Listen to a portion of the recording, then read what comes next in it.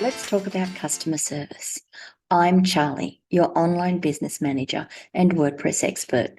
My goal is to assist small to medium business owners build their businesses with a focus on using the internet and online technologies in an appropriate and cost-effective manner. People hire me to take the stress out of managing their businesses and allow themselves to focus on what they do best. I volunteer helping the local country club out as their on-site caretaker. That means that I carry a mobile phone and answer questions for people about the club, its facilities, and the camping. I regularly get compliments from callers and people who listen into the calls about how nice it is to hear me speak with people, and it got me thinking, I've got decades of experience and training with customer services, so it's natural for me to be welcoming. It doesn't mean I'm infallible though, and when I have a bad day, boy, can it be a bad day. But I thought I might share some of my insights and tricks to providing good customer service, even when your day is going poorly. I really hope you like this one. Here's some broad brush things, though, that I want to cover. Answering the phone. We all have to take calls at times. Whether we work online or remotely, the phone is going to ring. And the way we answer the phone is going to make a difference to how the call goes. We all get criticism and less than pleasant emails from people. How we choose to respond to those messages can tip the balance of a great interaction to a nightmare. We all forget things, or time gets away from us and we're late following something up. To me, that's just plain embarrassing, and it's likely is for you. There are more, but these are the three things that hit me the most when I started sketching out today's podcast. Let's have a look at how you can approach these three things to make a big difference. Smile first. It sounds stupid, but when you answer the phone, even if you're having a spirited discussion when the phone rings, smile. Smiling makes it hard to sound angry or depressed, and it makes the caller feel like you really want to talk to them, even if you really don't. In this day and age, so few people actually want to call. If they're calling, you can be mostly assured it's because they absolutely have to. Getting that smile in your voice adds pep to a conversation. You can also apply this to emails too. When writing your email, particularly if it's a difficult one or one that you're responding to criticism or something a little bit nicer, get up, walk about, make a cup of tea or coffee, have a drink, sit back down, smile, and start typing. Announce yourself when you're answering the phone. Don't just answer it hello or yeah. I like to answer with a good afternoon or good morning. Ask Charlie Latham. This is Charlie. How can I help you? Doing this does several things. The good afternoon lets your caller register that the call has been answered, gives them time to prepare. The Ask Charlie Latham tells them they've got the right place, hopefully. This is Charlie tells them who they're talking to. So they're talking to a person and that person's given them their name. How can I help you? I'm here to serve and I want to help. When that's all done with a smile in the voice, it really sounds like I want to talk to someone who's calling me, want to talk to you even. If things get tense on a call, avoid using what I call blame words. You is a great blame word. You said, you did this. Phrases like that can make people feel like they're being blamed for something, like it was their fault. Maybe it was their fault, but people don't respond well to that. Try instead, I understand the issue to be this, not you said it's this. I understand the issue is this.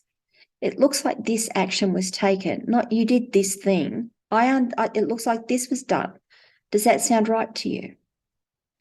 Doing this is hard work and it can be really exhausting. It also takes a lot of practice. It is, however, well worth doing. Thank people. I mean, it's such a simple one. My grandma and my mum used to tell me to use my manners. You'll never know when they're going to come back into fashion. If someone brings up an issue, thank them. Thank you for letting me know that. I appreciate the feedback. You might not, right in that very instant, appreciate the feedback, appreciate the criticism. It might actually be really hard to swallow. But in the long run, it's a point that you can assess and decide if it needs changing. And you haven't burnt any bridges by growling at someone and telling them, oh, I didn't really need to hear that today. Accept responsibility. I was supposed to set up a table for someone at the country club dinner the other night. I had it in my diary to do, but I got waylaid by helping someone else at the club out, and I also got tied up with my work. When the guest arrived, there was no table for them. I approached them later that night and I apologized that it hadn't been done and said, look, entirely my fault. I had it in my diary. I just didn't do it. And you know what? They looked like they felt they were the most important people in the room. They were grateful and gracious, and I know they'll be back. Now, that doesn't mean they acted self-importantly. It doesn't mean that they acted pompously. They were really lovely people, and they were very gracious, and they were very grateful that I had come up and said, yes, I did get the message, and it was my fault. I'm sorry. Set expectations and meet them. If you're agreeing to take on work for someone, let them know when they can expect to hear back from you. I can have that done by this date. I'll send you an update in email, by phone, tell them how they can look for their update by this date. All those little things that make it just, they're not going to be hanging around going, oh, are they working on it? Are they doing it? Is it going to get done? Is it going to get done in time? Then you need to do that now. Sometimes our time frames slip. We underestimate what's needed. We underestimate our available time, or something comes up that eats up the time that we did have available. Follow up. Hi, just letting you know that I'm working on your task. It's taking longer than I expected, and I believe that it will be finished by this date. No excuses need to be given. No excuses have been given. Just the fact, and you're resetting the expectation. Make sure that you follow up. Things can slip. Things can change. Situations change. People appreciate that. What they appreciate more is that knowing when their job is going to get done so that they can make sure they've got their planning in place.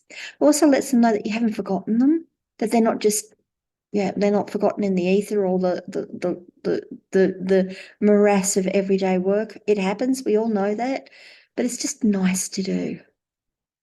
Now, I'm sure there's a whole heap more in my bag of tricks that I use, but these are the ones that I use fairly regularly, and they're the ones that really help me out when I can see a situation maybe turning bad, or when I've actually really messed up something. And I do mess things up. I mess things up.